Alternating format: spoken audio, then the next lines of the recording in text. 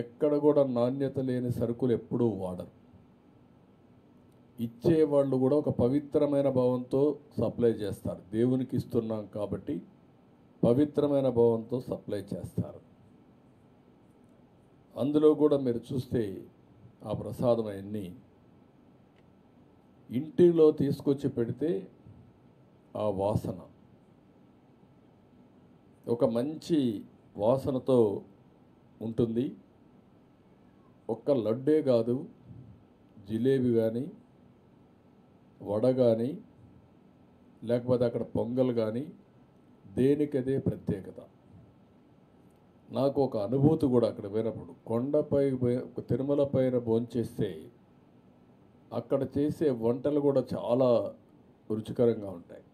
ఎందుకంటే 1,00,000 మందికి భోజనం పెట్టేటప్పుడు అక్కడ ఉండేటప్పుడు కూడా నేను చాలాసార్లు రివ్యూలు చేసేవాడిని.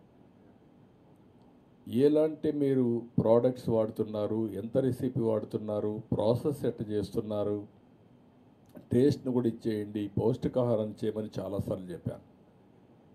రెండోది, మీరు ఇంకొకసారి చూస్తే వెంకటేశ్వర స్వామి దగ్గర నేను మొత్తం హెలికాప్టర్స్తో సీడ్ బాల్స్ వేయించాం. 9 సంవత్సరాలు ఎప్పుడు పోయినా సమీక్షలు చేసి కడాన నేను మన ఆ మహర్షి ఎవరైతే ఉన్నాడో హిమాచల్ ప్రదేశ్లో ఉండేటువంటి